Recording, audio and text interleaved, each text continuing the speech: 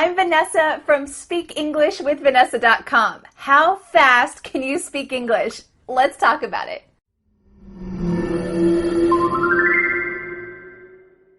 Have you ever thought, oh my goodness, English speakers speak so fast. How will I ever be able to speak like that? Well, today I have some good news for you. I'm going to share with you 7 important tips that native speakers use when they speak quickly. We're going to talk about reducing sounds, cutting off sounds, and connecting sounds. And then at the end of this lesson, I have a challenge sentence for you that I want you to be able to say as fast as you possibly can. So let's get started with the first tip.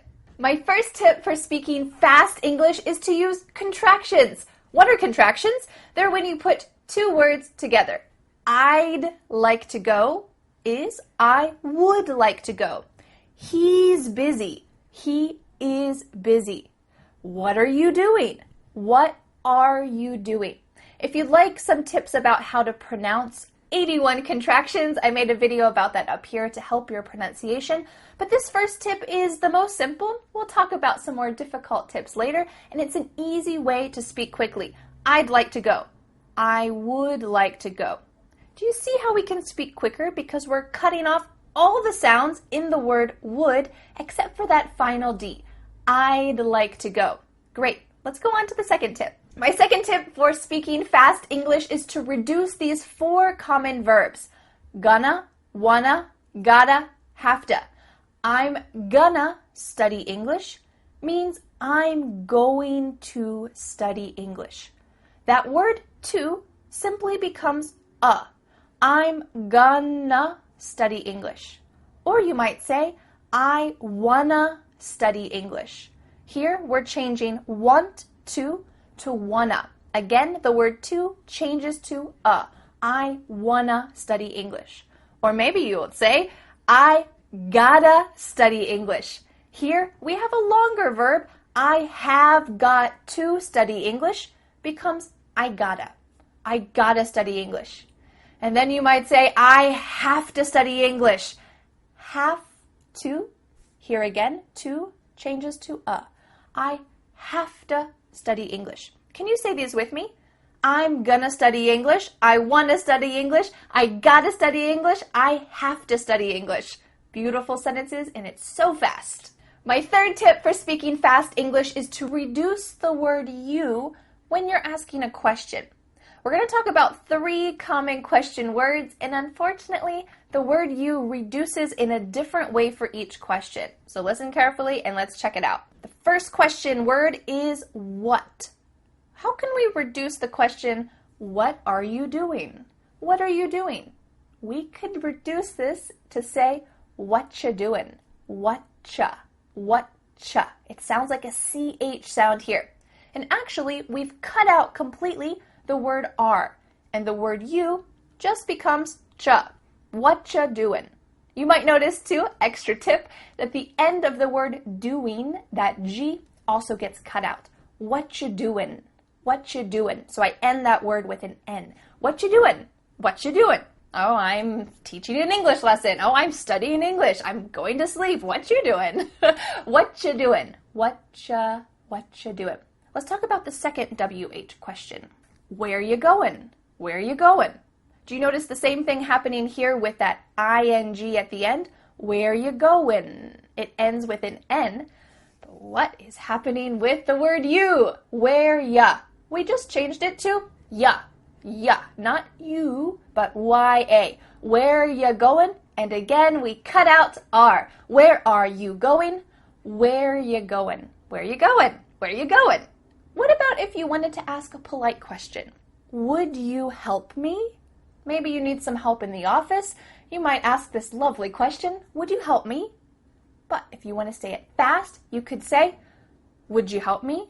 Would you help me? Would you help me? Would ya? Ja. Instead of a ch sound, like we talked about before, what cha doing? Here, instead, we are going to say ja. Would ya help me? Can you say that with me? Would ya? Would ya help me? Would you help me becomes would ya? Would you help me? Would you help me, please? Tips number 4, 5, and 6 include cutting off sounds. These are a little bit more tricky, so let's pay attention carefully. Tip number 4 for speaking fast English is to cut off the T at the end of words. Ooh, what about this sentence? I go out every night.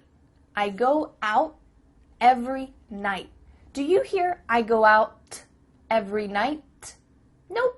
Instead, your tongue is at the top of your mouth. You're about to make the T sound, but no air goes through, so it's just stopped at the top of your mouth. I go out every night. I go out every night. If you would like to know some more common sentences in English that use this, we use this all the time, but you can check out this video I made up here about how to pronounce the most common sentences in English. I go out every night. Can you say that with me? I go out every night. Tip number 5 for fast English is to cut off the letter D at the end of words. Let's check out this sample sentence. I found a blue and white card. I found a blue and white card. I found a blue and white card. Maybe you found a blue and white card on the street and it was a birthday card that someone just threw out their window. I found a blue and white card. I found. The word ends in the letter N. I found a blue and white.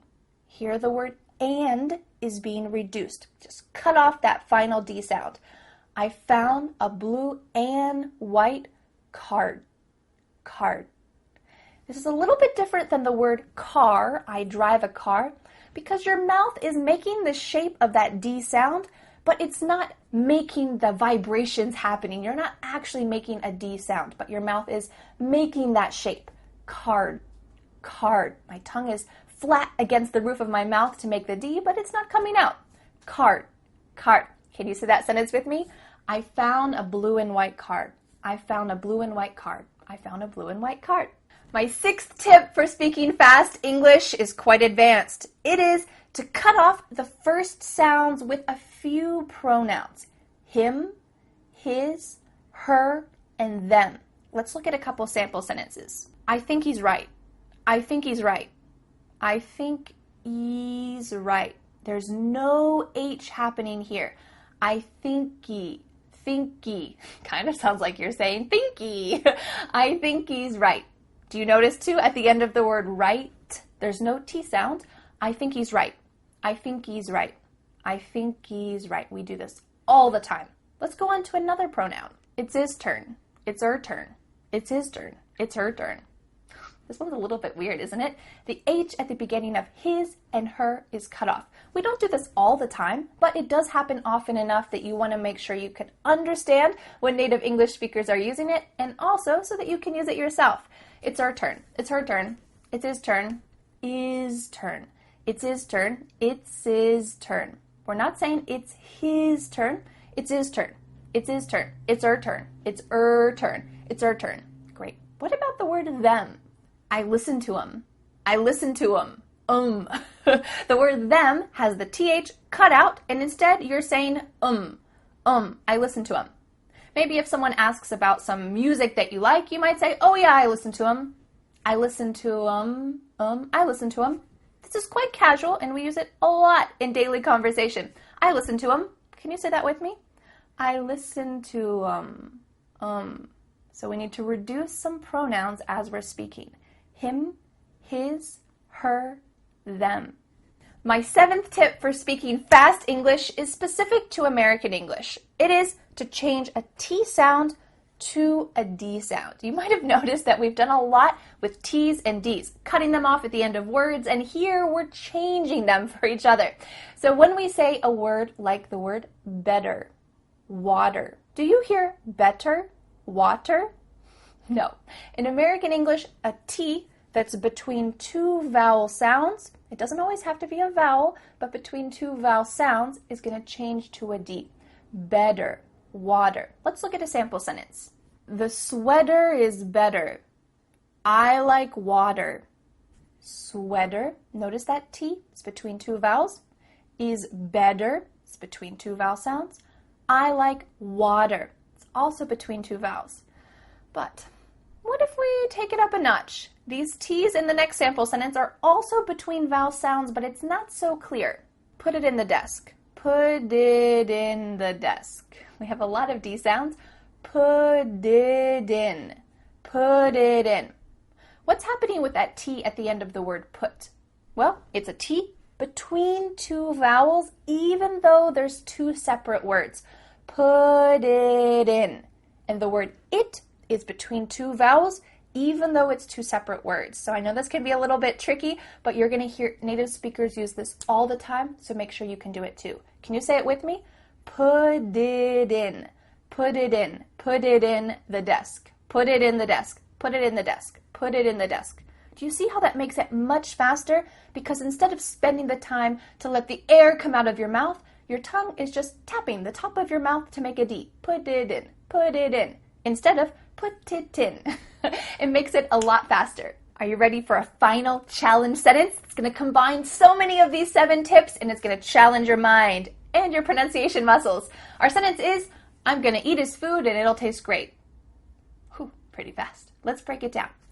I'm gonna. Remember those reductions we talked about at the beginning of this lesson? We have a contraction, I am, and then we're reducing going to become gonna. I'm gonna, eat is. Here, the final T is changing to a D. But why is it changing to a D if the next word doesn't start with a vowel? Well, do you remember that we need to cut off the H for the word his? So instead, it sounds like a vowel. Is. Eat is. So let's change that T to a D and make sure that you cut off the H. Eat is. Can you say that with me? Eat is. Eat is food. Food? What happens to that final D? We just cut it off. Food. And we're cutting off the next D. It'll taste great. It'll. What is happening with this contraction? Well, when we say the contraction it will, we kind of add a little U sound before the L. It kind of sounds like U-L-L.